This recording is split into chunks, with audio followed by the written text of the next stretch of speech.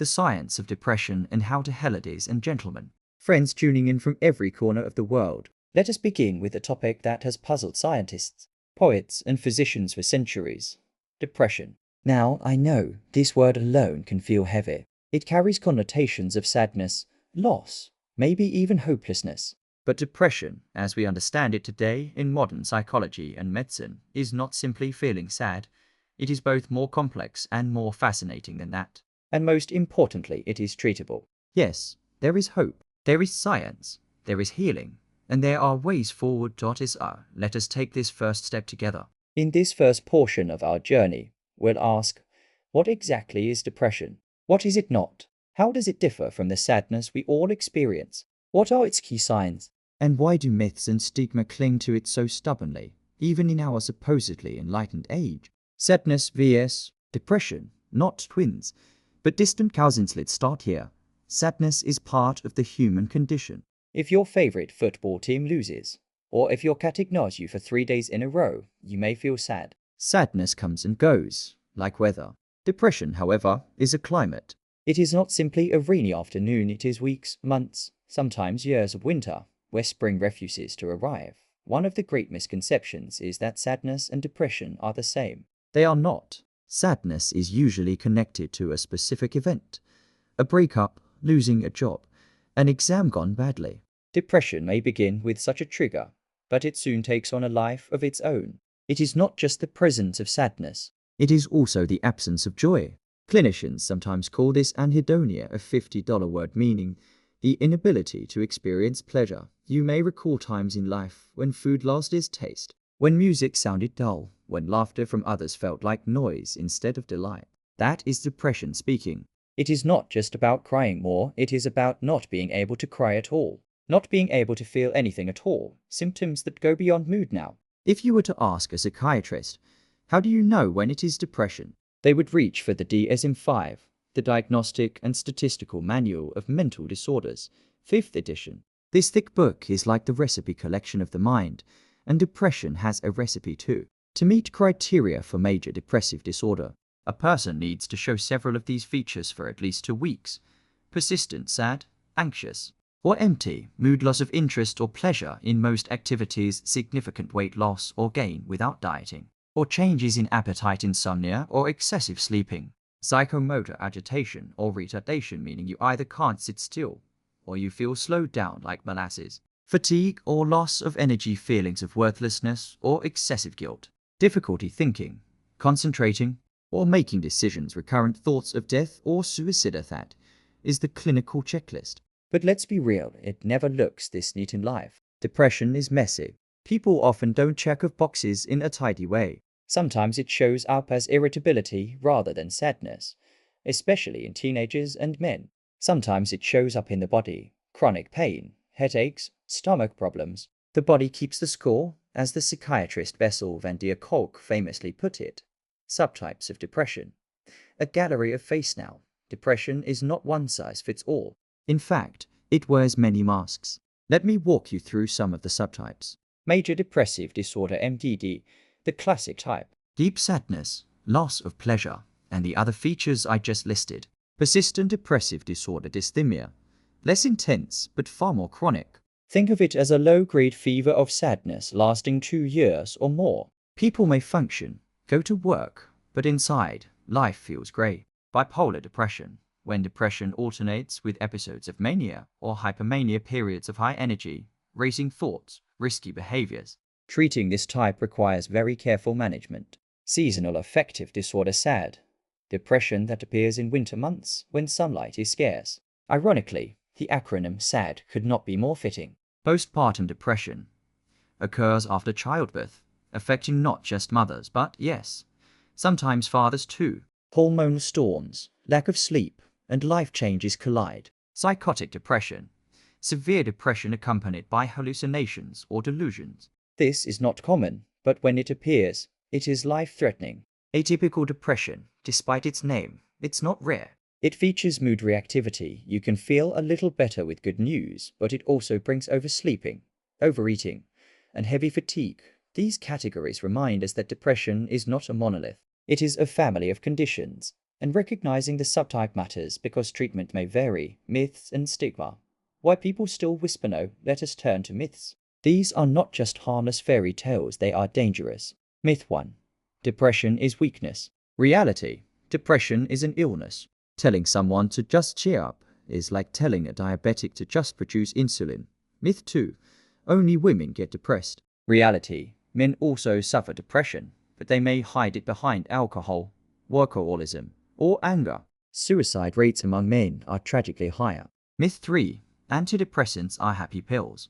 Reality. They do not create artificial joy. They restore balance in brain chemistry, allowing people to feel normal emotions again. Myth 4. Talking about suicide gives people the idea. Reality. Research shows the opposite. Asking someone if they are suicidal can actually reduce risk by opening doors for help. Myth 5. Depression will go away on its own. Reality. Sometimes mild episodes lift, but many persist or worsen without treatment. Why does stigma survive? Because mental illness is invisible. If someone limps with a broken leg, we show compassion. If someone cancels plans because they cannot get out of bed, we label them lazy. We still live in societies where admitting I see a therapist can feel like admitting a crime. That must change, and thankfully it is changing. When to seek help. Red flags you should never ignore. Let me pause here for something very serious. There are moments when depression is not just painful but dangerous. Here are red flags.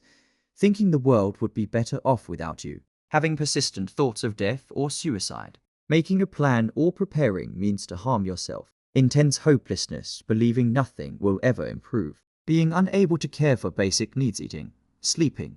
Hygiene. If you or someone you know is in this space, professional help is urgent, not optional. Call emergency services. Go to the nearest hospital or dial your local suicide prevention hotline. In the United States, you can dial 988. Other countries have similar lifelines. Please do not wait. Your life is not only valuable, it is irreplaceable. Why understanding matters, you may be wondering. Why spend so much time on definitions, symptoms, and stigma? Because clarity is the first step toward healing. Imagine trying to fix your car without knowing whether the problem is the battery, the brakes, or the tires. Understanding depression means we stop blaming ourselves and start targeting the real problem. Moreover, awareness is contagious in the best sense. When you know the truth, you can share it with others, and slowly stigma loses its grip. Science and compassion spread from one mind to another. Gentle humor and humanity. Let me end this first half with a little lighter note. I once asked a patient how he knew he was finally improving. He said, "Doctor, I knew I was getting better when my dog stopped looking at me funny." What did he mean? For weeks, he had felt so lifeless that even his dog, normally wagging with joy, seemed puzzled. When he began to smile again, the dog relaxed. Animals, after all, are keen observers of mood. Sometimes healing is visible not only in test scores, but in the eyes of those who love us. And so, dear listeners, that concludes part 1.1. We have set the foundation. Depression is not mere sadness. It is a medical condition with identifiable symptoms, subtypes, and misconceptions. We have seen the importance of recognizing myths, of spotting red flags, and of acknowledging that help is not a luxury, but a necessity. In the next part, 1.2, we will journey deeper into the biology of depression, the brain circuits, the neurotransmitters, and the ways our bodies and environments shape this complex condition. If part 1.1 was the map, part 1.2 will be the microscope. Until then, remember, knowledge is not heavy, it is a lantern in the dark. And with that lantern, we begin to see the path ahead. Welcome back, my friends. In our last discussion, we laid the groundwork. What depression is, what it is not, and why it's different from everyday sadness. Today, let's put on our scientific glasses and peer into the brain, the body, and the invisible storm of biology that contributes to depression. Don't worry, I'll keep the jargon digestible. I promise not to throw Latin terms at you like confetti, unless the confetti comes with an explanation, the chemistry story. More than serotonin. If you have ever read a newspaper article on depression, chances are you've seen the phrase chemical imbalance. That slogan, though simplistic, has been both helpful and harmful. Helpful because it told people, hey, this isn't your fault. Your brain chemicals are involved. Harmful because it reduced depression to just serotonin levels, Now, serotonin is indeed part of the picture. This neurotransmitter helps regulate mood, appetite, and sleep. Think of it as the steady hand of your brain chemistry. Too little, and the emotional boat begins to rock violently. But serotonin is not the lone actor. Depression involves dopamine, the neurotransmitter of motivation and reward. When dopamine circuits misfire, life feels flat, and even chocolate cake loses its appeal. And then there is norepinephrine, which regulates alertness and energy. Low levels can make mornings feel like climbing Mount Everest before coffee. The modern view is not chemical imbalance, but neurochemical networks out of tune, like an orchestra where the violins are too quiet, the trumpets too loud, and the percussion has left the building. Medication and therapy aim to bring the orchestra back into harmony. Stress hormones and the HP axis, cortisol, the double-edged sword now. Let's talk about stress. When you're in danger, say a bear walks into your living room, your adrenal glands release cortisol, the body's stress hormone. Short bursts of cortisol help you survive, but chronic stress, that's like having the bear move in as your roommate. High, prolonged cortisol damages neurons, especially in the hippocampus, a brain region crucial for memory and mood regulation. Studies show that people with depression often have an overactive HP axis, the system that links the hypothalamus, pituitary gland, and adrenal glands. Imagine an alarm clock that never stops ringing. Over time, this constant flood of cortisol reshapes the brain, pruning connections and making it harder to regulate mood. Inflammation. When the immune system joins the party in recent decades, a new player entered the stage: inflammation. Normally, your immune system fights infections and heals wounds. But in depression, scientists have found elevated inflammatory markers like C-reactive protein and cytokines even when there is no infection. What does inflammation do in the brain? It makes neurotransmitters misfire, reduces neuroplasticity, the brain's ability to form new connections, and can trigger fatigue and withdrawal. If you've ever felt achy and drained when you had the flu, you've experienced how inflammation can influence mood. In depression, it's like having a low-grade flu that never quite goes away. Neuroplasticity, the brain's ability to adapt, is a more hopeful note. Our brains are not fixed machines, they are living ecosystems. One key protein, BDNF, brain-derived neurotrophic factor, acts like fertilizer for brain cells. In depression, BDNF levels are often low, leading to fewer connections in brain regions like the hippocampus and prefrontal cortex. Antidepressant medications, exercise, and psychotherapy have all been shown to increase BDNF. Yes, therapy changes your brain, physically wiring new connections, strengthening healthier pathways. The brain is plastic, not in the Tupperware sense, but in the sense of being moldable, capable of repair. Brain regions in the spotlightlets take a tour of the brain's emotional orchestra. Prefrontal cortex, the CEO of the brain, making decisions, regulating impulses. In depression, it tends to be underactive. Amygdala, the alarm system, processing fear and threat. In depression, it often goes into overdrive, sounding alarms even when no danger is present. Hippocampus, the memory librarian. In depression, it can shrink in size due to stress and cortisol overload. Anterior cingulate cortex acts like a traffic controller between emotion and thought. In depression, it struggles to keep traffic flowing smoothly. These brain regions are like instruments in a band. When some play too loudly and others go silent, the result is dissonance. Depression's mental noise, genetics and environment, the double helix dance now. Some of you might be wondering, if depression is in the brain, does that mean it's genetic? Am I doomed if my parents had it? The answer is nuanced. Genes matter, but they are not destiny. Twin studies suggest genetics account for about 40 to 50% of depression risk. That's significant, but it also means half or more is shaped by environment, upbringing, trauma, stress, social support. Think of genes as the piano, environment as the pianist. The same piano can produce Chopin or chaos, depending on who plays. And here's the kicker. Experiences can influence which genes are turned on or off. This is called epigenetics, and it explains why childhood adversity can program vulnerability, while supportive environments can buffer it. The gut-brain connection. Butterflies and Bayern now. Let's move below the neck to your gut. The microbiome, trillions of bacteria in your digestive tract, communicates with the brain through the vagus nerve and chemical signals. Some gut bacteria produce serotonin and other neurotransmitters. Disruption in gut flora has been linked to depression. That's why nutrition research is booming. Diets rich in fiber, fermented foods, and omega-3s may support not only digestion but mood. So next time someone says, "I feel it in my gut," they may be more right than they realize. Sleep and circadian rhythms. When the clock breaks, zone of depression's cruelest tricks is disrupting sleep. Some people lie awake at night, thoughts racing. Others sleep 12 hours and still wake up exhausted. Why? Depression messes with circadian rhythms, the body's internal clock governed by the suprachiasmatic nucleus in the brain. When this clock is out of sync, hormone release, temperature cycles, and alertness all fall apart. Bright light therapy, regular sleep schedules, and morning sunlight are not just nice wellness tips, they are biological interventions, helping reset the clock. Why biology matters for healing, you might ask. Why all this biology talk? Because understanding depression's physical roots removes blame. It reframes the story. You are not weak. You are human. Your brain and body are systems, sometimes disrupted, and disruptions can be repaired. Knowledge also empowers choice. If you know cortisol is high, stress management isn't fluff, it's medicine. If you know BDNF is low, exercise is not optional, it's therapy. If you know inflammation plays a role, anti-inflammatory diets and treatments become part of the toolkit.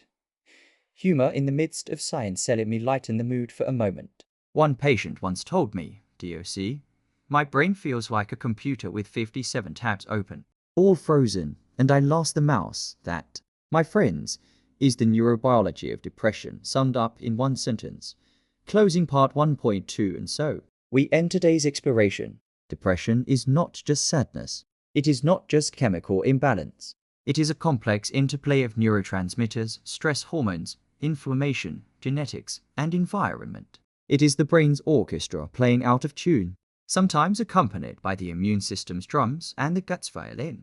But here's the promise. Because it is complex, there are multiple entry points for healing. Therapy, medication, lifestyle, nutrition, and social support all work on different levels of this system. Recovery is not about fixing one thing, it's about rebalancing the whole. In part 2.1, we will shift from biology to cognition, the thoughts, beliefs, and behaviors that entangle us in depression, and how evidence-based therapies untangle the knots. Until then, remember, biology explains, but it does not imprison. Your brain is capable of change, and every sunrise is another chance for rewiring. Welcome back, dear listeners. So far, we've explored what depression is, and in our last part, we looked under the microscope at its biology, neurotransmitters, hormones, even the gut. But now, we step into another essential territory, the mind itself, because while biology sets the stage, cognition and behavior often keep the play running long after the opening act. Depression is not only about misfiring brain chemistry, it is also about the thoughts that loop endlessly, the stories we tell ourselves, and the habits we slip into without realizing. Today, we'll examine these mental traps, the role of behavior, and the principles behind one of the most effective therapies we know, cognitive behavioral therapy, or CBT, automatic negative thoughts, the brain's broken radio image in your brain as a radio station. Normally, it plays a mix of songs, happy tunes, sad ballads, energetic dance numbers. But in depression, that radio gets stuck on one gloomy channel, all sad, all the time. You don't even turn it on consciously, it just hums in the background. Psychologists call these automatic negative thoughts ants. Like actual ants at a picnic, they swarm without invitation, spoiling the meal. Thoughts like, "I'm worthless. Nothing will ever get better. I always screw things up." The problem isn't that such thoughts never occur in healthy minds, they do. The problem is that in depression, they are relentless, repetitive, and believed without question. They feel like facts, not thoughts, cognitive distortions. The funhouse mirrors of the mind. Now, let's talk about cognitive distortions. These are systematic errors in thinking, like funhouse mirrors that warp reality. Here are some of the greatest hits. All or nothing thinking. Life is either perfect or a disaster. A student who earns a B thinks, "I'm a total failure." Overgeneralization. One rejection means you'll always be rejected. Mental filter. You focus on one negative detail and ignore everything else. Your boss praises 9 things, but mentions one critique. You obsess over the critique. Discounting the positive. Achievements don't count. Anyone could have done that, you say, even when they couldn't. Catastrophizing. You spill coffee and imagine your whole career is ruined. Mind reading. Assuming you know what others think, usually something bad. Should statements. Rigid rules that create guilt. I should always be productive. I should never feel sad. Labeling. Instead of saying, I made a mistake, you declare, I am a loser. Emotional reasoning. I feel worthless, so I must be worthless. These distortions fuel depression like oxygen fuels fire. And the cruel twist. They often feel completely logical when you're inside them. Behavioral loops. The cycle of withdrawal depression doesn't just live in thoughts. It seeps into behavior. One of its hallmark patterns is avoidance. Picture this. You feel low energy, so you skip going out with friends. You stay home alone. At first, that feels like relief, but soon loneliness creeps in, which worsens your mood, making you even less likely to go out next time. The cycle deepens. This is known as the behavioral loop of withdrawal. Depression tricks you into conserving energy, but in doing so, it robs you of the very activities that could lift your mood. Another behavior trap is reduced activity. You stop exercising, hobbies fade, your daily routine shrinks. Less activity means fewer chances for positive reinforcement, those little bursts of satisfaction that keep us going. Without them, the brain concludes, life really is pointless. Behavioral activation. A first step toward healing. One of the most powerful antidotes is deceptively simple. Behavioral activation. The idea is this: don't wait to feel motivated before acting. Act first, and motivation follows. It's like jump-starting a car. The engine doesn't roar because it feels like it. It roars because you provided the spark. Similarly, scheduling small, meaningful activities, walking the dog, calling a friend, watering plants, create sparks of pleasure and mastery. Over time, those sparks rewire the brain, nudging depression out of the driver's seat. Cognitive behavioral therapy (CBT). The gold standard. No, let's put thoughts and behaviors together. CBT is one of the most researched, effective treatments for depression. Developed by Aaron Beck in the 1960s, it rests on a simple but powerful model. Thoughts influence feelings. Feelings influence behaviors. Behaviors reinforce thoughts. Change one link, and the whole cycle begins to shift. How CBT works. A practical walkthrough. Let me walk you through a typical CBT exercise. Imagine Jane, a 32-year-old who lost her job. Her automatic thought is, I'm useless. This thought makes her feel hopeless and anxious. As a result, she withdraws from friends, doesn't apply for jobs, and lies in bed. This behavior reinforces the belief, see, I really am useless. A CBT therapist helps Jane challenge that thought. Is she really useless? Evidence says otherwise. She has skills, past achievements, supportive friends. Together, they reframe the thought. I lost a job, but that doesn't mean I'm useless. I can try again. Then comes behavioral activation. Jane agrees to apply for one job per week, take a short walk daily, and reconnect with one friend. Small steps, but each one creates positive feedback. Over weeks, her mood improves. Thought records.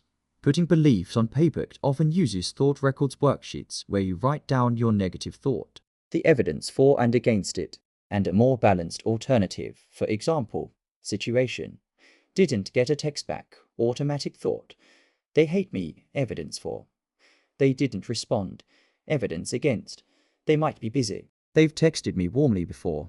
Balanced thought. Maybe they're busy. It doesn't mean they hate me. This simple practice creates distance between thought and truth. Over time, it teaches the brain to be a fairer judge rather than a biased critic. The role of core beliefs also digs deeper into core beliefs, long-standing assumptions about ourselves and the world. Common depressive core beliefs include, I am unlovable, I am powerless, the world is dangerous. These beliefs often stem from childhood experiences, trauma, or repeated criticism. CBT helps people identify these beliefs and gradually reshape them. Instead of, I am unlovable, a new belief might be, I am worthy of love.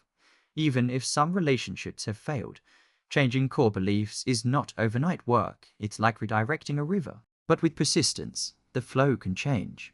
Humor and humanity in CBT is not all worksheets and homework. Many therapists inject humor. One therapist I know used to tell clients, don't believe everything you think. It became a mantra. Thoughts are not facts. They are passing clouds. Sometimes pointing out the absurdity of a cognitive distortion, so one mistake makes you the world's worst human, can loosen its grip. Beyond CBT, Third wave therapies no. CBT is not the only approach. Over time, third wave therapies evolved.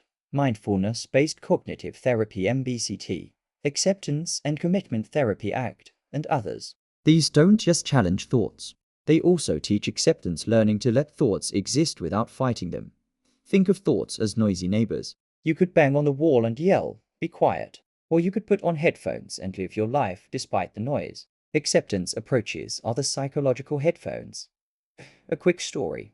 The broken umbrella patient once described depression as carrying a broken umbrella in a storm. Every raindrop feels heavier because the umbrella doesn't work. CBT, she said, didn't stop the rain, but it gave her a new umbrella, sturdier, functional. Life was still rainy sometimes, but she stayed drier.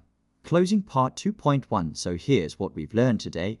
Depression hijacks our thoughts and behaviors, creating cycles of negativity and withdrawal. But through awareness, practice, and structured therapy like CBT, those cycles can be broken. CBT doesn't magically delete negative thoughts. It teaches us to question them, reframe them, and act in ways that generate new evidence for hope. And that, friends, is the essence of healing the mind. In our next section, part 2.2, we'll stay with therapies but expand into the full range of evidence-based treatments, from psychotherapy models to medications, exploring how professionals tailor treatment plans for individuals. Until then, remember, you are not your thoughts.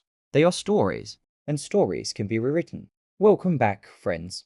In part 2.1, we explored the inner world of depression, negative thoughts, cognitive distortions, behavioral loops, and the power of cognitive behavioral therapy. Now we widen the lens. Depression is too multifaceted to have a single solution. Instead, modern science offers us a rich menu of treatment psychotherapies, medications, and often a blend of both.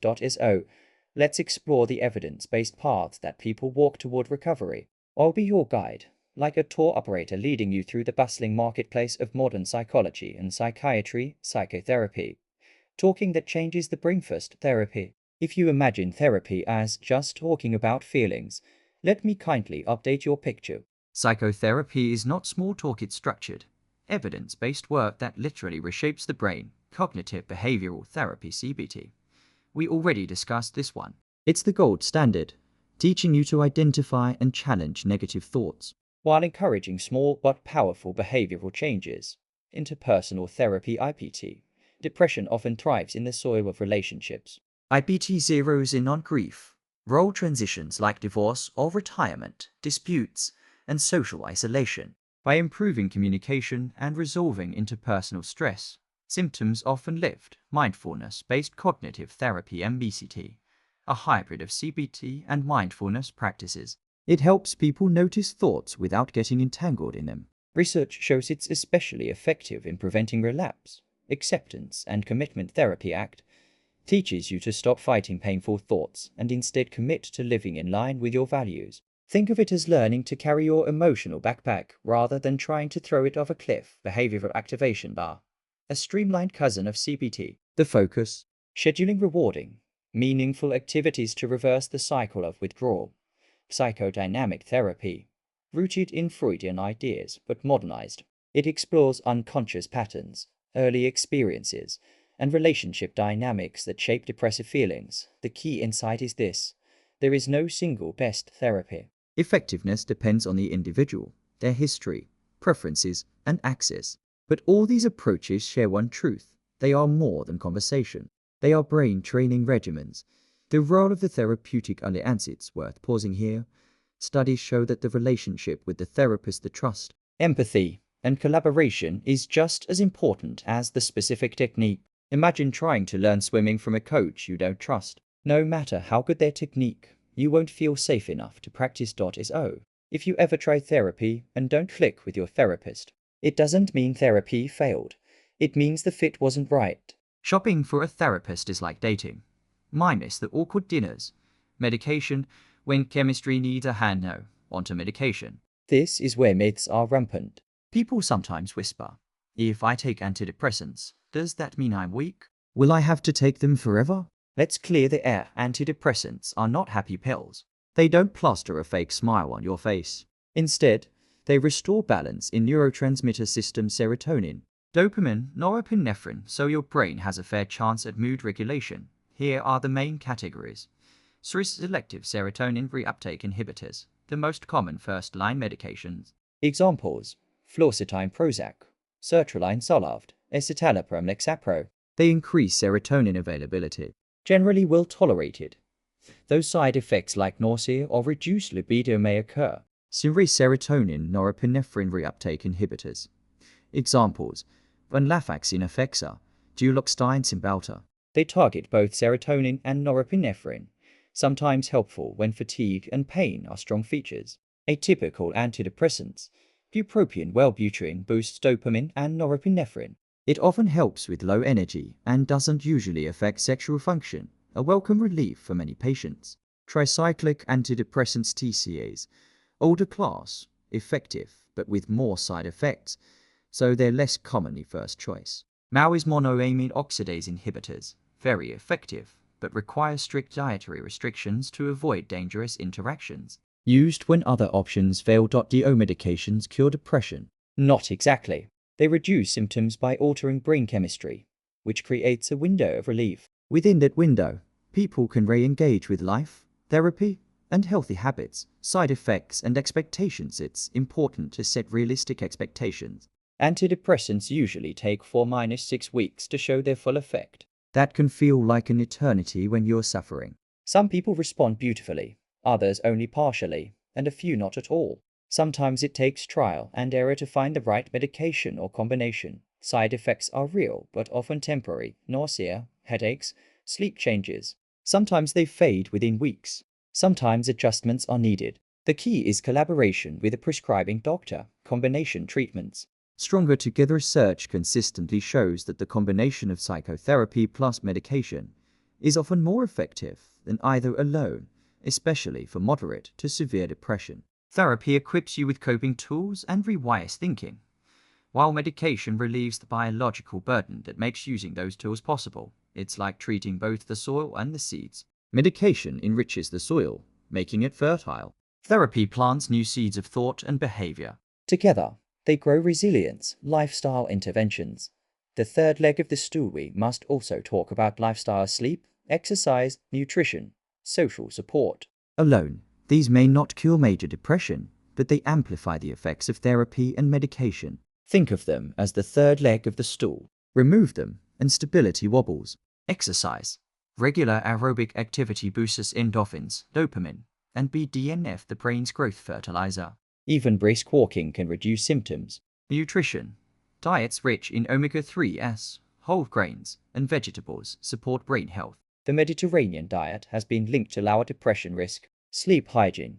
Regular sleep-wake times, reduced screen use before bed, and morning sunlight exposure can stabilize circadian rhythms. Social connection. Loneliness fuels depression. Staying connected, even minimally, builds resilience. Emerging treatments. What's on the horizon? Science is restless, it never stops exploring. A few frontiers include ketamine and esketamine, fast-acting antidepressants that target glutamate pathways, promising for treatment-resistant depression. Transcranial magnetic stimulation (TMS), non-invasive brain stimulation shown to relieve symptoms. Psychedelic-assisted therapy psilocybin, MDMA, still experimental, but generating significant excitement in clinical trials, while not mainstream yet. These highlight a crucial message. Depression research is alive, and the toolbox is expanding. What a treatment journey looks like. So, what does this mean for a real person? Imagine Sam, a 40-year-old experiencing major depression. His doctor prescribes sertraline. While waiting for medication to take effect, Sam begins CBT sessions once a week. He also commits to short daily walks. Week by week, he notices the heavy fog starts to thin. His therapist helps him challenge self-critical thoughts. His walks give him small sparks of energy. After 6 weeks, Sam is applying for jobs again. Is he cured? Not exactly. Recovery is ongoing, but he has momentum, tools, and hope. Humor break. Medicine cabinet philosopher, let me lighten things a little. A patient once told me, taking my antidepressant feels like watering a houseplant. I don't notice anything day by day, but miss a few days, and suddenly I'm wilted. That's about as accurate a metaphor as I've ever heard. Closing part 2.2. And so, my friends, We've explored the evidence-based arsenal against depression, psychotherapies that reshape thoughts and relationships, medications that rebalance chemistry, lifestyle strategies that fortify the brain, and new frontiers on the horizon. The message is clear. There is no single magic bullet, but there is a toolkit broad, flexible, and hopeful. Healing is often about combining approaches, tailoring them, and persisting with patience. In our next section, Part 3.1, we will focus on lifestyle and daily habits in more depth, the micro decisions, routines, and rituals that support mental health day by day. Because while therapy and medicine are powerful, daily habits are where science meets everyday life. Until then, remember, depression is treatable, hope is real, and healing is not a straight line, it's a dance. Sometimes 2 steps forward and 1 step back, but still always forward. Welcome back, friends. We've spoken about what depression is, how biology shapes it, and how therapy and medication can help. Now we turn to something deceptively simple yet profoundly powerful: lifestyle and daily habits. Why focus here? Because while therapy and medication are formal interventions, the way you live each day is the soil in which recovery grows. Small daily choices, sleep, nutrition, movement, light, connection can tilt the balance between despair and resilience. Let's explore the unsung heroes of healing. The foundation of sleep. Resetting the brain's clock. Sleep is not just rest, it's repair. During deep sleep, the brain clears out toxins, consolidates memories, and resets mood circuits. In depression, however, sleep often goes haywire. Insomnia, early morning waking, or oversleeping. Why does this matter? Because disrupted sleep fuels depression, and depression disrupts sleep. It's a vicious cycle. Research shows that even a single night of poor sleep heightens negative emotions the next day and reduces emotional regulation. Practical steps. Consistency. Go to bed and wake up at the same times daily, even weekends. Your brain survives rhythm. Light exposure. Get 20 minutes of morning sunlight. It resets circadian rhythms. Digital hygiene. Reduce screens an hour before bed. Blue light tricks your brain into day mode. Wind down rituals. Reading, tea. Light stretching signals to the brain that it's time to switch off. One patient once told me, "Fixing my sleep was like upgrading my emotional operating system." Exactly right. Movement. Medicine without a prescription. If sleep is repair, movement is activation. Exercise is one of the most robust lifestyle interventions for depression. Aerobic activity, brisk walking, cycling, swimming boosts endorphins, dopamine, and BDNF, the brain's growth fertilizer. But let's be real. Telling someone with depression to just exercise can feel cruel. The key is start small. 5 minutes of stretching, a 10-minute walk. Success builds motivation. Over time, even modest exercise 3 times per week can rival antidepressants in effectiveness. And remember, exercise is not punishment for eating dessert. It is a gift to your brain. Nutrition. Feeding the mind. Food is more than fuel. It's chemistry. The Mediterranean diet, rich in vegetables, fruits, whole grains, fish, and olive oil, has been linked to lower depression rates.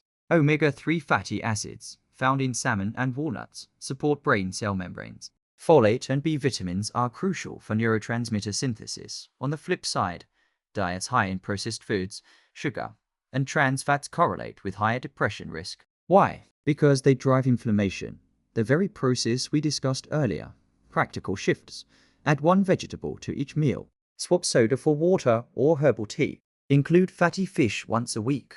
Don't chase perfection. Chase progress. Your gut bacteria, remember our microbiome friends, will thank you. And so will your mood. Light.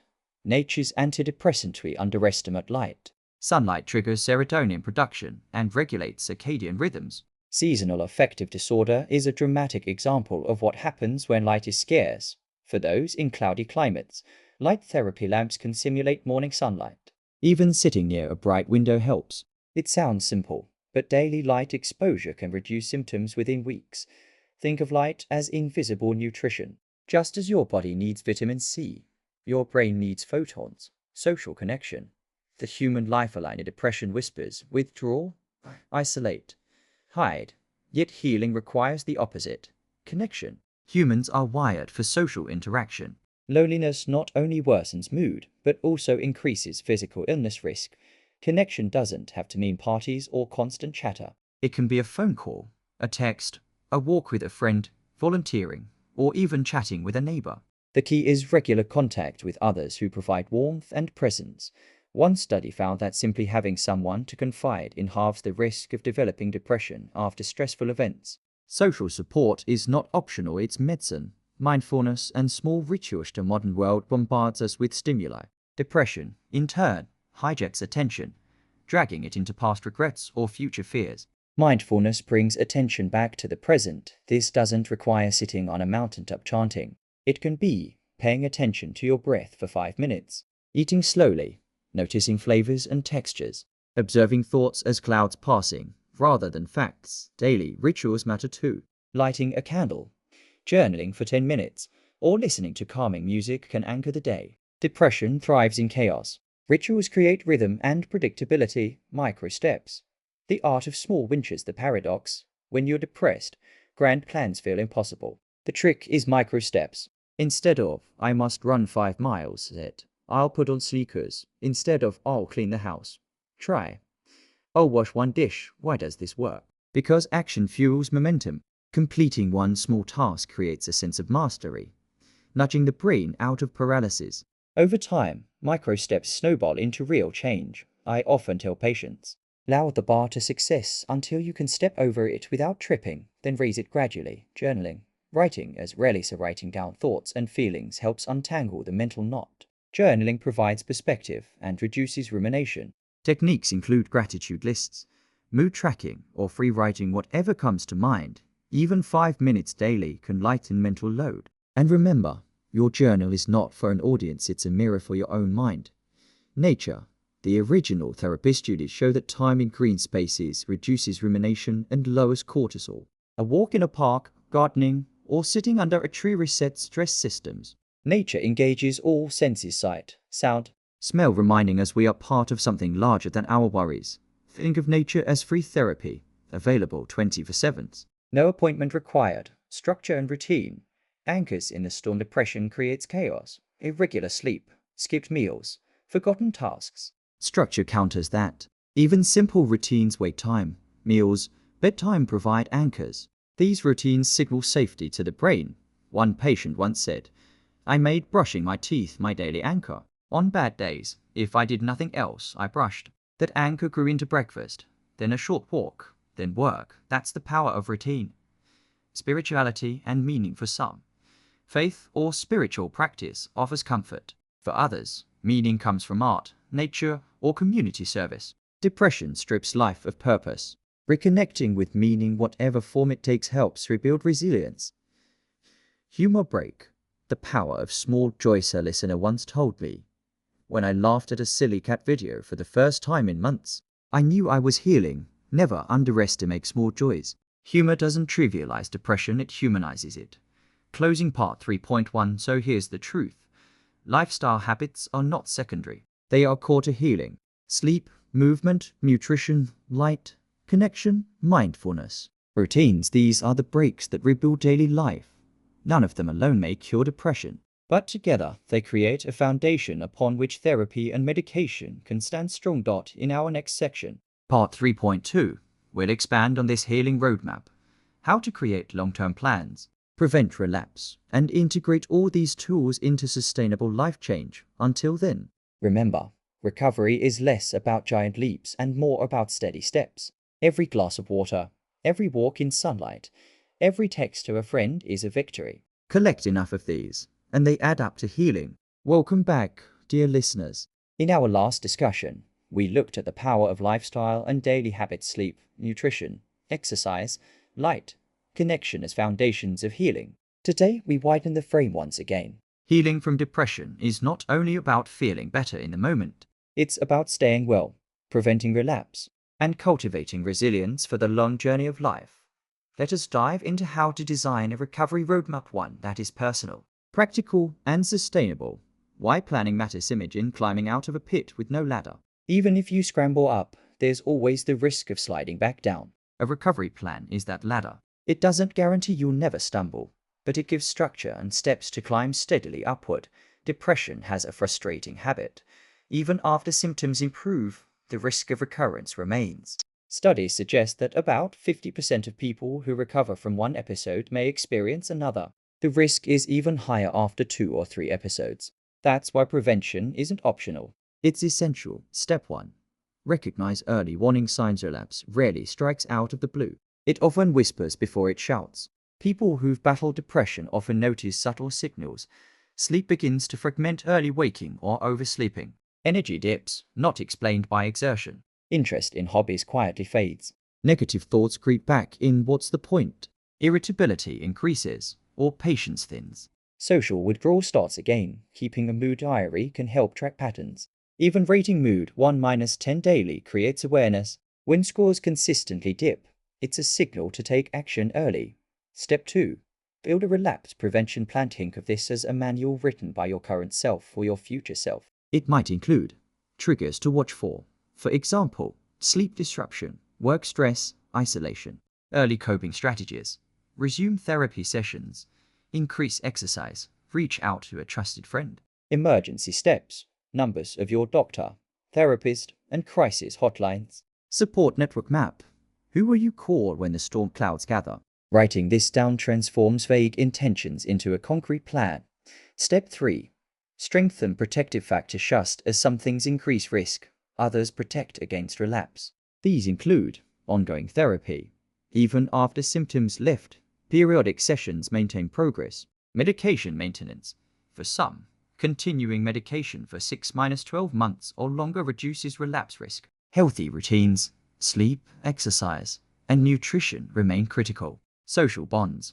Staying connected lowers relapse risk significantly. Purpose and meaning. Having a reason to get out of bed, whether it's family, work, volunteering, or art, anchors resilience. Resilience. The art of bouncing forward. We often think resilience means bouncing back, but in truth, resilience is about bouncing forward, emerging, not identical, but stronger. Resilience is not innate. It is cultivated. Strategies include cognitive flexibility, learning to reinterpret setbacks as challenges, not failures. Problem-solving skills, breaking problems into steps rather than catastrophizing. Emotional regulation, mindfulness, breathing exercises, journaling. Social support. Resilient people ask for help. They don't battle alone. Creating a personal recovery roadmap. Let's make this concrete. Suppose Maria, age 29, has just come through her second depressive episode. With her therapist, she designs a roadmap. Daily anchors. Wake at a.m., 20-minute morning walk, balanced breakfast. Weekly goals. Attend yoga twice weekly. Sunday dinner with parents. 1 volunteer shift. Relapse plan. If mood dips for more than 2 weeks, call therapist, schedule an extra session, and ask her best friend to check in daily. Meaning projects. Keep pursuing her painting hobby. Not for profit, but for joy. Maria knows setbacks may occur, but her roadmap keeps her oriented toward wellness. The role of self-compassion. Oh, let us address something often overlooked. Self-compassion. Depression thrives on self-criticism. People blame themselves for feeling bad. I should be stronger. Ironically, this shame increases vulnerability. Self-compassion means treating yourself as kindly as you would a friend. When relapse looms, instead of scolding yourself, try, "This is hard, but setbacks happen. I can return to my tools."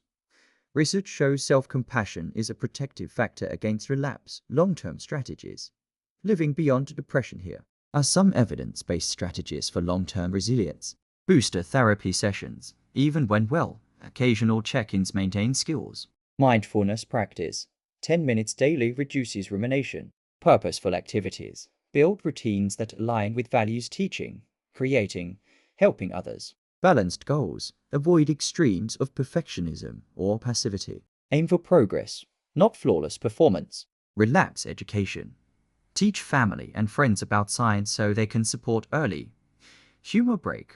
The smoke detector brain patient once told me, "My brain is like a smoke detector with a low battery. Beep, it keeps going over to M, and I can't shut it down." We laughed. And then we strategized.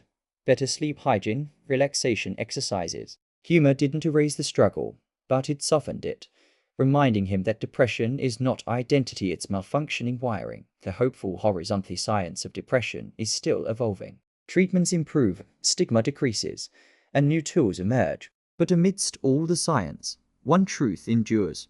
People heal. Not instantly, Not perfectly, but steadily. Recovery is not the absence of struggle. It's the presence of tools, allies, and self-knowledge. With a roadmap, early warning systems, and resilience practices, depression need not dictate the future.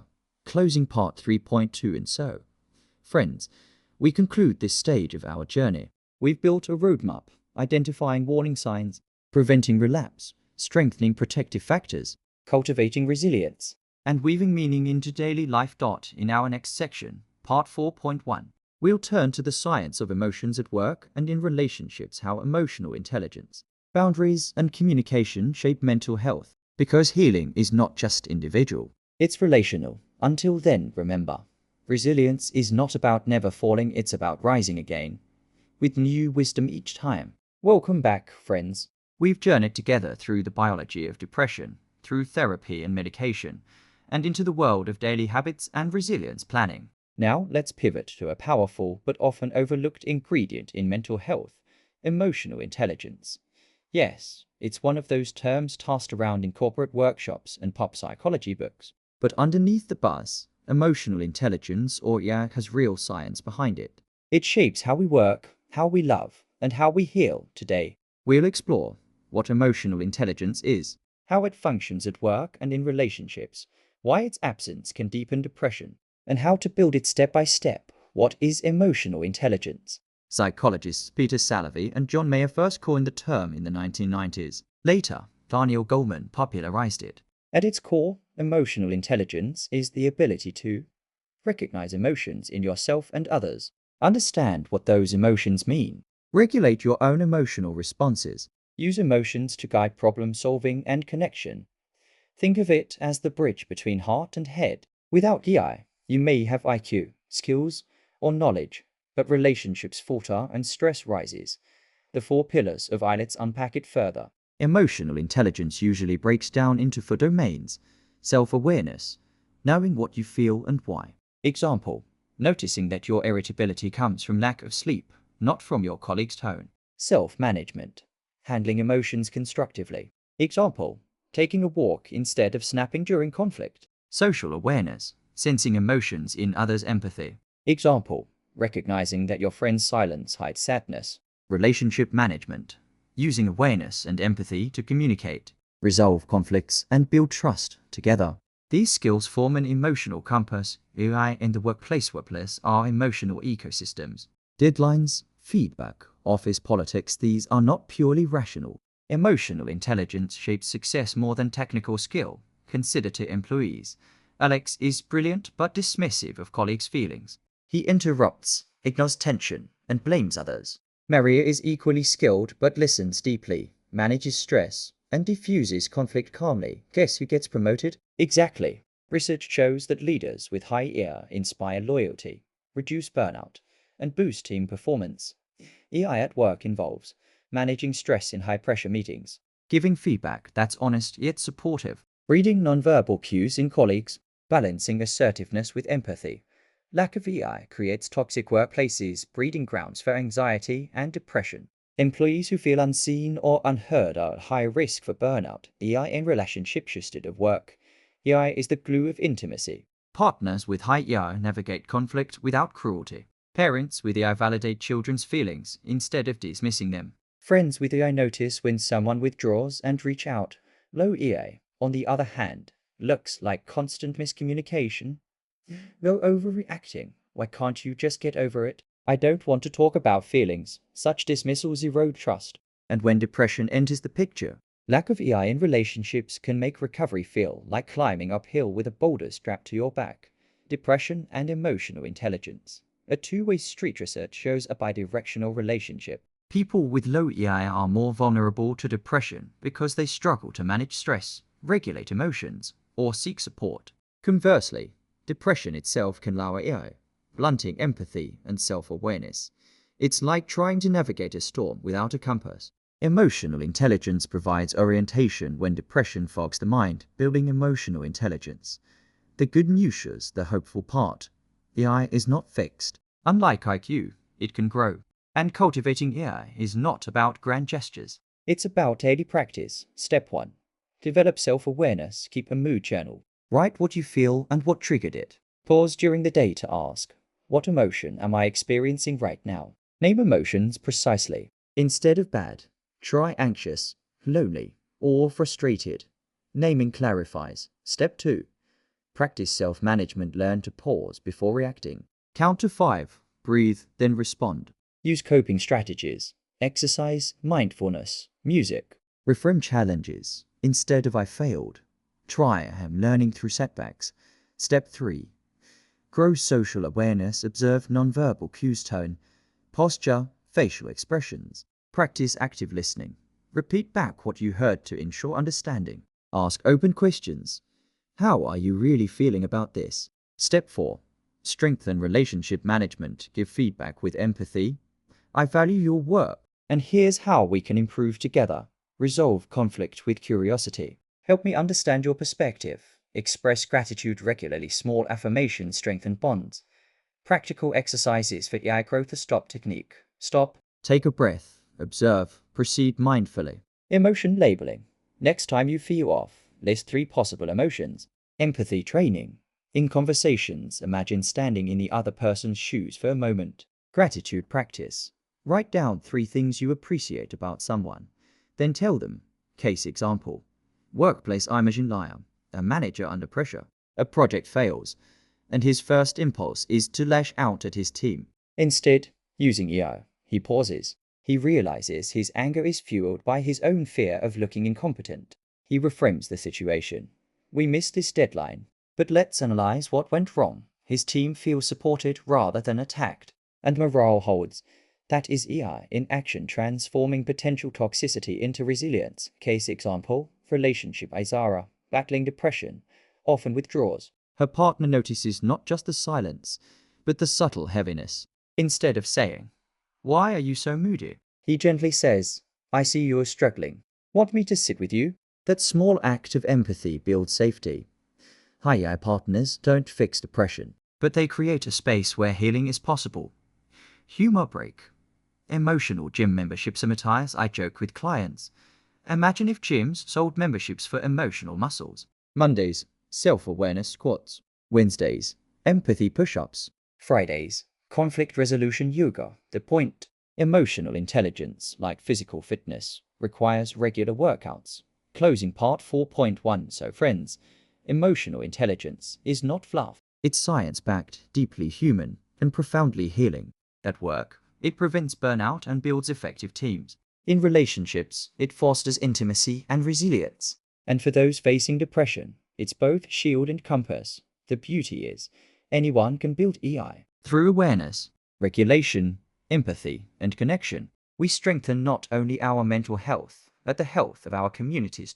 In our next section, part 4.2, we'll continue exploring emotional intelligence, but with a deeper dive into practical strategies for cultivating EI long-term, and how to weave these skills into daily life. Until then, remember, intelligence of the heart is as vital as intelligence of the mind.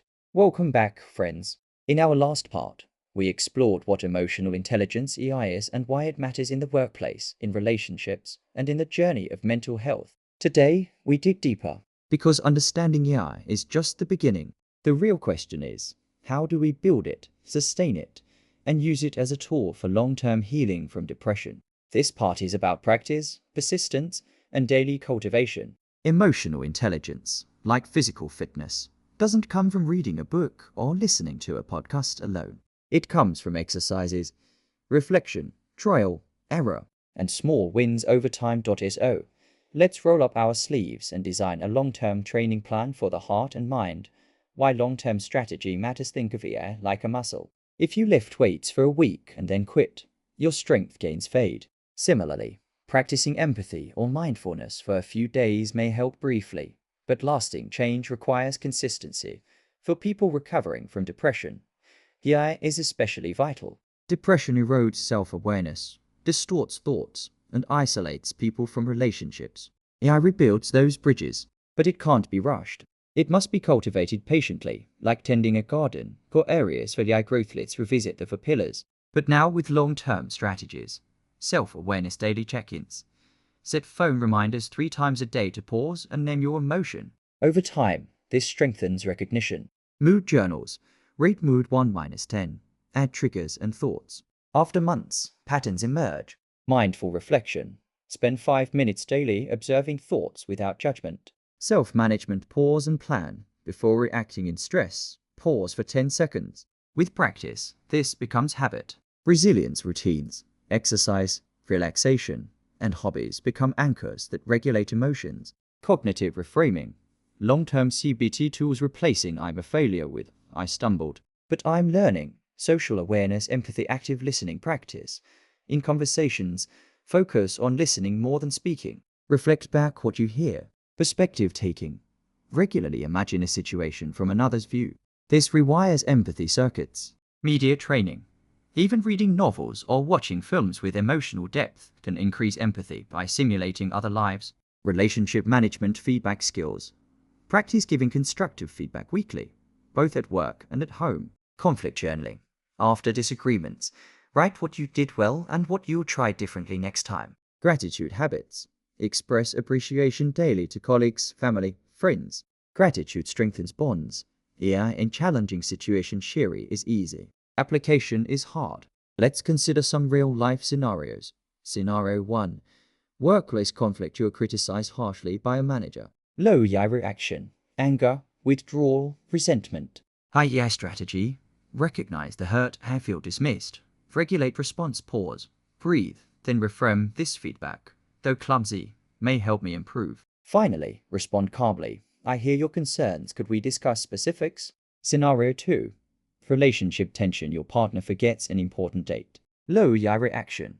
Silent treatment or attack. High EI strategy. Notice feelings. I feel unimportant. Regulate. Don't lash out immediately. Empathize. They may be stressed. Then express. I was hurt when you forgot. I'd like us to plan together next time. Scenario 3. Depression trigger. A relapse. Warning sign appears. You're isolating. Low EI reaction. Shame. Further withdrawal. High EI strategy. Self-awareness. I'm avoiding people again. Self-management. Schedule a walk with a friend. Relationship management. Send a message. I'm struggling. Could we talk? Over time, practicing EI in these moments rewires responses. How EI supports recovery from depression. Improved self-awareness prevents unnoticed mood spirals. Better emotional regulation reduces the intensity of negative thoughts. Empathy and social skills protect against isolation, a key depression risk. Resilient relationships provide safety nets during setbacks. In other words, EI strengthens every pillar of recovery. Long-term exercises. A training program. The 3-minute journal. Each night. Right. What emotion did I feel most strongly today? How did I respond? What would I like to try next time? Mindful pauses. Choose one daily activity, for example, brushing teeth, making coffee. Practice doing it with full awareness of senses. This trains presence. Empathy walks. Once a week. Deliberately observe others in a public place. Imagine they're in a world. It sounds simple, but builds social awareness. Conflict replay. After any disagreement, replay the event in your mind, practicing how you would respond with more EI. Gratitude letters. Write once a month to someone you appreciate, whether you send it or not. The act strengthens connection, like physical training. Variety prevents boredom. Rotate these exercises. Track progress and celebrate small wins. Barriers and how to overcome them. Fatigue. Depression saps energy. Solution. Micro practices. Even 30-second pauses matter. Skepticism. This won't help me. Solution. Treat EI like an experiment. Try, observe, adjust. Perfectionism. Expecting flawless empathy. Solution. Remember. Progress. Perfection. Humor break. Emotional dumbbell. Imagine carrying a set of invisible dumbbells everywhere. Each awkward conversation, a rep. Each pause before reacting, another rep. Soon enough, you're building emotional biceps. And unlike the gym, no membership fees. EI as a lifelong companion. Emotional intelligence is not just for crises. It's a lifelong companion. In friendships, it deepens connection. At work, it fuels leadership. In parenting, it models resilience for the next generation. And in recovery from depression, it transforms survival into growth. Closing part 4.2. So, my friends, building EI is like tending a garden. At first, progress seems invisible. But with patience, daily waterings, and the occasional pruning, blossoms appear. Self-awareness, calm regulation, Empathy. Stronger bonds for those healing from depression. This garden is not decoration, it is survival. Resilience and meaning. In our next section, part 5.1, we'll explore the quest for inner peace, what it means, why it matters, and how it connects to healing. Because beyond recovery lies flourishing. Until then, remember, emotional muscles grow with practice. Keep lifting those invisible dumbbells, one rep at a time. Welcome back, friends. We've traveled together through the science of depression, through therapy, medication, daily habits, and the cultivation of emotional intelligence. Now we arrive at a question that lies at the very heart of human experience. What is inner peace? It's a phrase often used but rarely defined. Some picture monks meditating on mountaintops, others imagine lying on a quiet beach. But what does science and lived experience tell us about inner peace? And more importantly, how does it connect to healing from depression?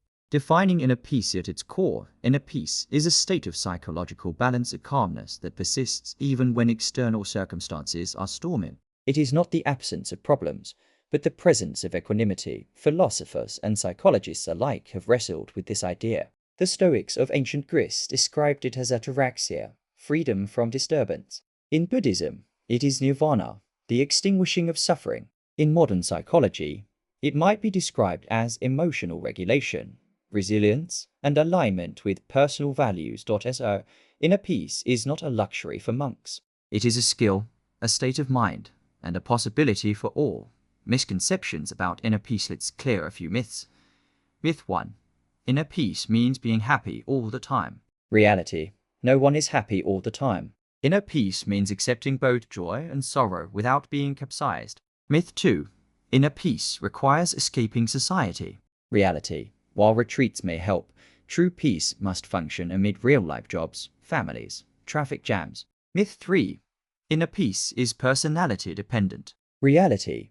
Even those who are anxious or intense can cultivate calm through practice. The science of inner calm neuroscience gives us insight. Practices like mindfulness meditation reduce activity in the brain's amygdala, the fear center, and strengthen the prefrontal cortex, responsible for rational control, heart rate variability. Studies show that calm states improve physical health, lowering blood pressure and boosting immunity. In essence, inner peace is not vague, it's measurable.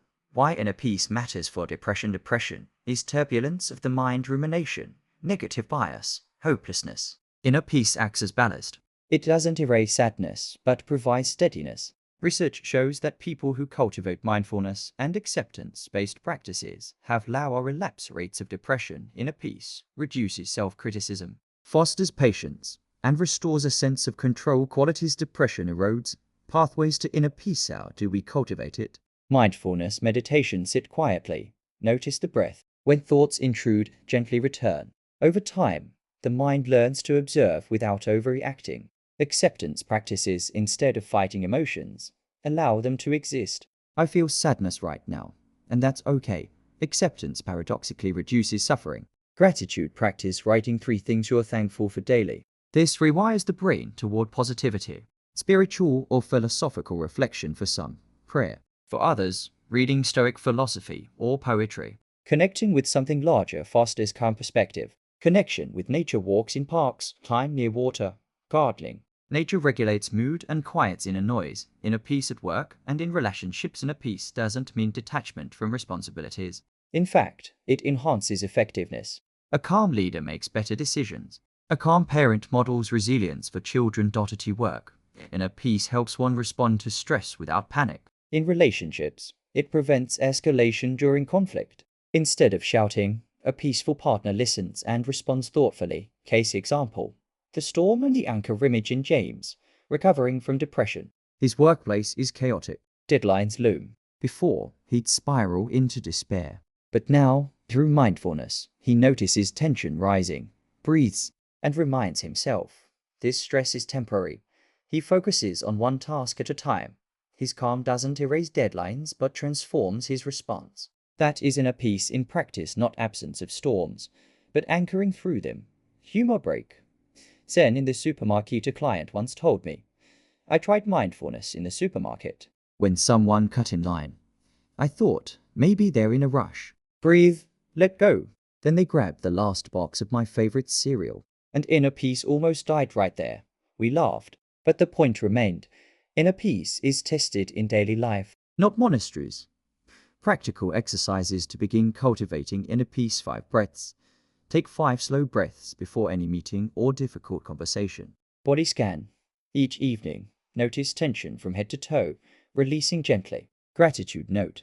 Write a short thank you message once a week. Nature pause. Step outside daily, even for 5 minutes, and notice one detail of nature. Digital Sabbath. Take 1 evening off from screens weekly to quiet the mind. Inner peace as a lifelong practice like AI. Inner peace is not a destination. It's a journey. Some days are calm, others stormy. The goal is not perfection, but persistence. With time, peace deepens. The storms still come, but the anchor holds stronger. And for those recovering from depression, this anchor may be the difference between relapse and resilience. Closing part 5.1. So, my friends, inner peace is not a myth or a luxury. It is a psychological skill set, a physiological state, and a spiritual posture. It is the calm that steadies us when depression whispers, "Give up." It is the quiet strength that says, "Stay." In our next section, part 5.2, we'll dive deeper. Practical steps to integrate inner peace into daily routines, how to sustain it long term, and how it interacts with therapy, medication, and resilience. Until then, remember, inner peace is not found, it is cultivated. 1 breath, 1 step, 1 mindful moment at a time. Welcome back, dear friends. In part 5.1, we explored the concept of inner peace, what it is not, and why it matters. Now we turn to the practical. How do we weave inner peace into the fabric of daily life? Because theory is inspiring, but real transformation happens when ideas become habits. Inner peace is not a weekend retreat or a one-time epiphany. It is a practice cultivated through daily rituals, sustained through commitment, and deepened through patience. Why daily practice matters. Imagine brushing your teeth only once a month. Not very effective, right? Similarly, practicing calm once in a blue moon won't rewire the brain. Neuroscience shows that regular repetition strengthens neural pathways. Inner peace, like physical fitness, is built by consistency, not intensity. For those recovering from depression, this is vital. Daily practices of peace act like protective armor, buffering against relapse, calming rumination, and reinforcing resilience. Morning rituals, setting the tone. The way we start the day colors everything that follows. Instead of reaching for the phone immediately, try mindful breathing. 5 minutes. Sit upright, focus on the breath. Inhale calm, exhale tension. Morning light, step outside, feel the sun or daylight lamp. Reset circadian rhythms. Gratitude list. Write down 3 things, big or small, you appreciate.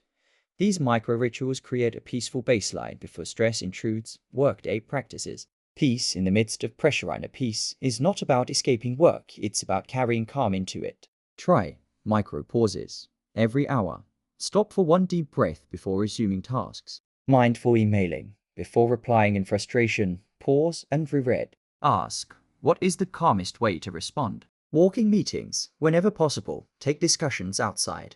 Movement plus nature equals reduced stress. One client once told me, I turned my coffee breaks into meditation breaks, and suddenly my office felt less like a battlefield. That's integration. Evening rituals. Winding down with calm just as morning set tone, evenings seal the day. Consider digital sunset, turn of devices an hour before bed. The mind needs silence. Body scan relaxation. Lie down, release tension from head to toe. Reflective journaling. Write 1 challenge, 1 success, 1 gratitude. Bedtime consistency. Sleep at the same time to honor circadian balance. These rituals shift the nervous system from fight or flight into rest and digest, preparing both body and mind for restorative sleep. Mindful movement. Stillness isn't the only path to peace. Movement, when mindful, also calms. Yoga, Tai Chi, Qigong, or even mindful walking can anchor awareness. The key is attention. Notice muscles, breath, rhythm. For example, during a walk, instead of ruminating, focus on footfalls, the sway of arms, the air on your skin. Ordinary moments become gateways to inner calm. Nature as daily medicine. You underestimate the healing power of nature. Studies show that 20 minutes in green space lowers cortisol, Even a tree outside your window or a plant on your desk can restore calm. Daily integration tips. Lunch outside if possible. Place a small plant in your workspace. End the day with a short walk under the sky. Nature doesn't demand perfection, it simply reminds us we belong. Relationships as peace practice. Inner peace is not only internal, it is relational. How we speak, listen, and respond to others either nourishes or drains calm. Practical steps. Pause before reacting. In conflicts, take a breath before words. Listen fully. Resist the urge to interrupt. Reflect back what you heard. Express gratitude. Tell loved ones, I appreciate you. Small affirmations create large reserves of peace. Remember, peace spreads. A calm presence in one person can de-escalate an entire household or workplace. Technology boundaries. Digital PC devices often rob us of calm. Notifications. Doom scrolling.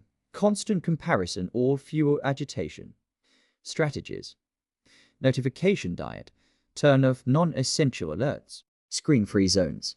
No phones at meals or in the bedroom. Digital Sabbath. Take one evening weekly offline. Inner peace requires inner space. And sometimes that means unplugging. Handling setbacks. Let's be honest. Peace will not be perfect. There will be days of chaos, relapses into stress, moments of lost calm. That's okay. Inner peace is not about never stumbling, it's about returning more quickly each time when setbacks happen. Notice without judgment. I lost my calm today. Reset with a micro practice. One breath, one step outside, one gratitude. Restart tomorrow. Consistency, not perfection, builds peace. Inner peace and depression recovery for those healing from depression. Peace practices offer reduced rumination. Mindfulness interrupts loops of negative thought. Stability of emotion. Rituals create predictable rhythms. Restorative sleep. Evening calm enhances sleep quality. Greater resilience. Daily anchors help weather setbacks without collapse. Peace does not erase depression, but it weakens its grip. Advanced practices. Deepening patience. Basic rituals become habits. Consider deeper practices. Extended meditation retreats. A weekend or day-long immersion. Therapeutic integration. Combine mindfulness with therapy sessions. Service and compassion work. Helping others paradoxically deepens inner calm. These are not mandatory, but they enrich the journey. Humor break. Zen with Dashi's. A student once asked a mindfulness teacher, "What is enlightenment?" The teacher replied, "When washing dishes, just wash dishes." The student said, "But what if I hate dishes?" The teacher smiled. "Then wash them with hate fully, mindfully. Hate dissolves eventually." Lesson. Peace doesn't mean liking every moment. It means being fully present with it. Sustaining peace long-term. Create ritual anchors. Morning breath. Evening journal. Track progress. Note days of greater calm. Celebrate small wins. One peaceful pause is victory. Seek community. Meditation groups. Yoga classes. Faith circles. Shared practice strengthens resolve. Return again and again. Peace is a path, not a destination. Closing part 5.2. So, friends, inner peace is not a fantasy. It is a daily practice, sustained through morning light, mindful pauses, kind words, digital boundaries, and resilient rituals. It does not promise a storm-free life, but it anchors us when storms arrive. For those recovering from depression, this practice transforms healing from survival into flourishing. In our next section, part 6.1, we'll shift focus again to breaking negative thought patterns, how they form, why they persist, and how to dismantle them for good. Until then, remember, peace is not found in perfect circumstances, but in repeated, humble practices. Breathe, pause, begin again.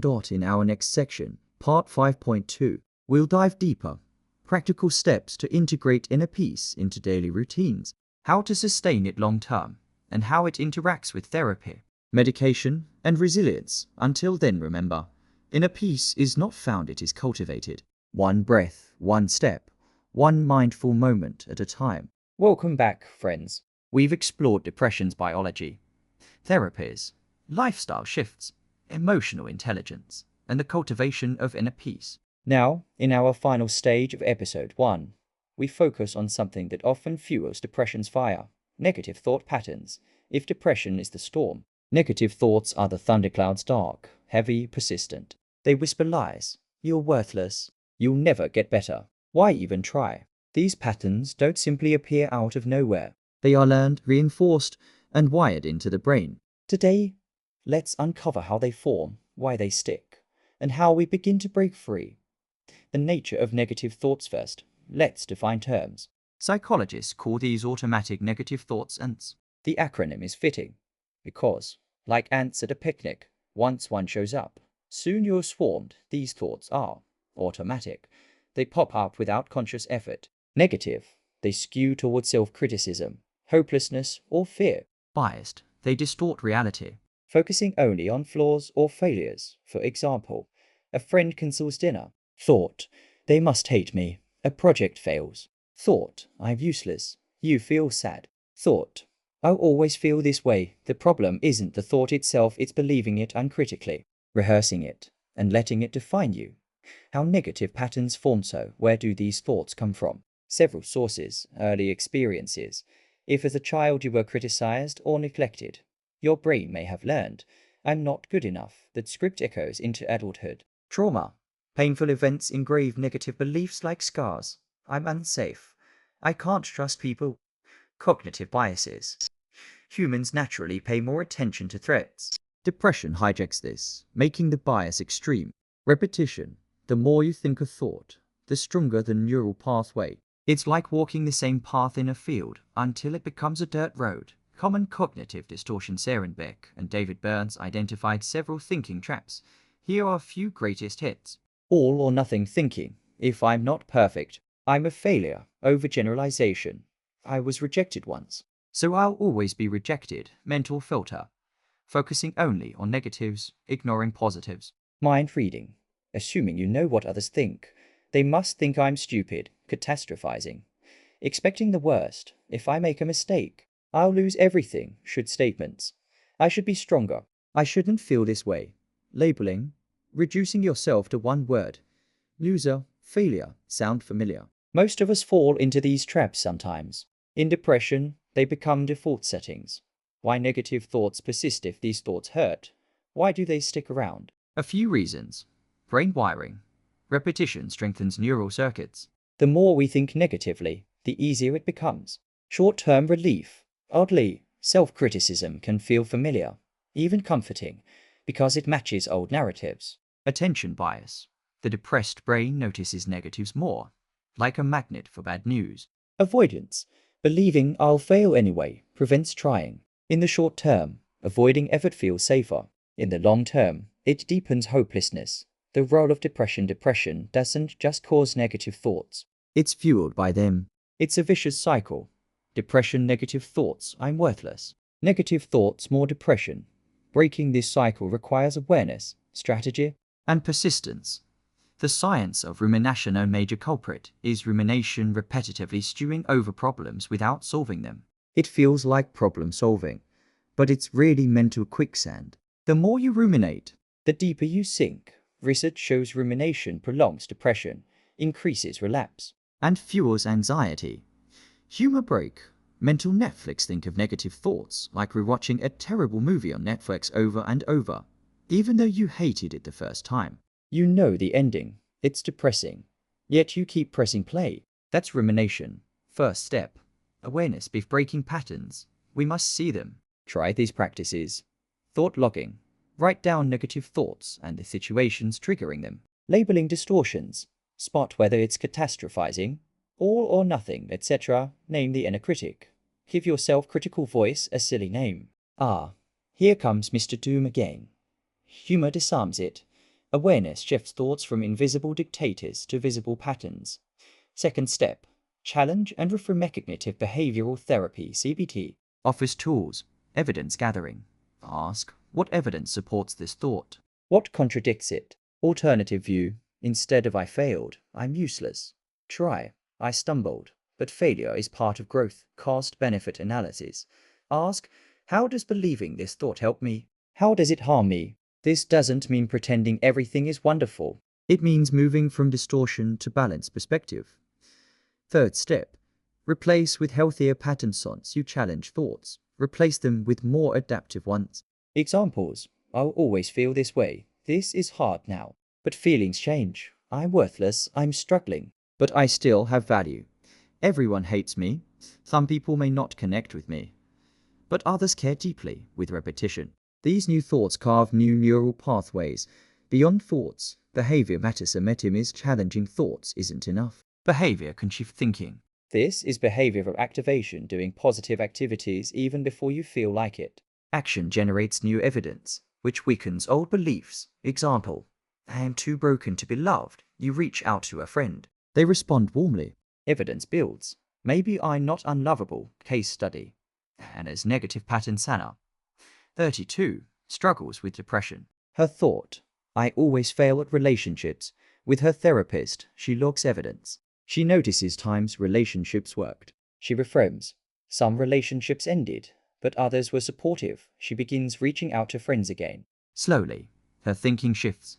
Practical daily tools: the thought record. Situation, thought, emotion, evidence, balanced thought. Mindfulness of thoughts. Notice thoughts like clouds drifting by, rather than truths. Scheduled worry time. Set aside 15 minutes daily to worry. Outside that time, postpone worries. This contains rumination. Self-compassion phrases. This is hard. Others struggle too. I can be kind to myself. Long-term shift. Breaking negative thought patterns isn't overnight work. It takes repetition. Practice daily, even when it feels pointless. Support, therapy, peer groups, or trusted friends. Patience. Neural rewiring is slow but real. Closing part 6.1. Negative thought patterns are sticky, but not permanent. They form from past pain, persist through bias and repetition, and fuel depression. But with awareness, challenge, reframing, and action, they can be broken. In our next section, part 6.2, we'll go even deeper. Practical methods to dismantle negative thought patterns day by day, including advanced CBT strategies, mindfulness integration, and relapse prevention. Until then, remember, thoughts are not facts. They are stories your brain tells, and stories can be rewritten.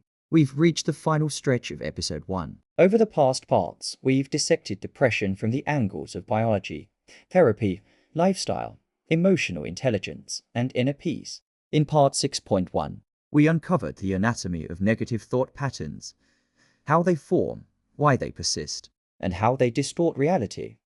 Now it's time to roll up our sleeves and ask the most practical question: how do we break them day by day, moment by moment?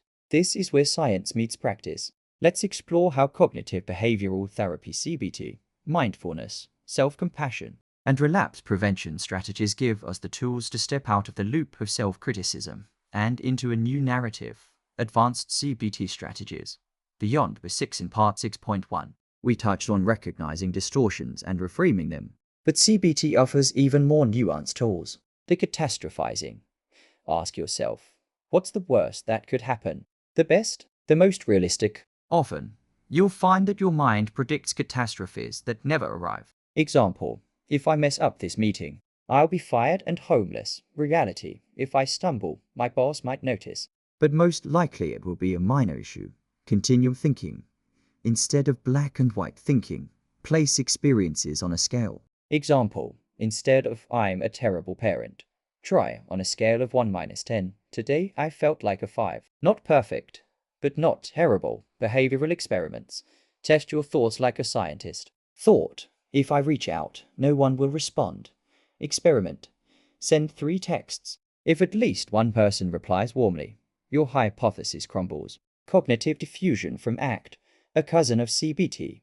Instead of fighting thoughts, notice them as mental events. Say the thought slowly in a silly voice or sing it to the tune of Happy Birthday. The sting fades. Mindfulness integration. Observing the mind without judgment. Mindfulness teaches us that thoughts are like clouds, they pass if we don't chase them. Depression wants us to chase every cloud, building storms out of mist. Daily practices include 3-minute breathing space. Pause, notice thoughts, return to breath. Labeling thoughts when a negative thought appears. Label it planning, judging, or worrying. This creates distance. Body scan meditation. By anchoring in bodily sensations, the chatter of the mind softens. Neuroscience confirms that regular mindfulness practice shrinks the amygdala fear center and strengthens the prefrontal cortex reasoning, creating resilience against negative thought loops. The role of self-compassion. Many people resist changing negative thoughts because they believe self-criticism is necessary for improvement. But research by Christian Neff shows the opposite. Self-compassion motivates growth far better than shame. Daily self-compassion practices. Self-compassion break. Pause. Place a hand on your chest and say, "This is hard. Suffering is part of being human. May I be kind to myself." Rewrite the inner voice. When your inner critic shouts, try responding as you would to a friend. Think of self-compassion as giving yourself the benefit of the doubt that you readily give others. Practical. Daily rituals break down what a day might look like when actively working to dismantle negative thought patterns. Morning. 5 minutes of mindful breathing. Write down one intention. Today, I will notice when my mind slips into black and white thinking. Midday. Quick thought record for stressful moments. Stretch or short walk to reset body and mind. Evening. Gratitude journal. 3 small things that went well. Reframe one negative thought that popped up during the day. Small rituals compound over time. Think of them as mental workouts. Each repetition builds new neural strength. Relapse prevention. Building mental immunity. Breaking negative thought patterns isn't a one-time fix. Depression often relapses. Preventing relapse requires foresight. Recognize early warning signs. Increased rumination. Social withdrawal. Sleep disruption. Create a coping plan. Write a simple plan for what to do when signs appear. Call a friend. Schedule therapy. Return to daily practices. Lifestyle anchors.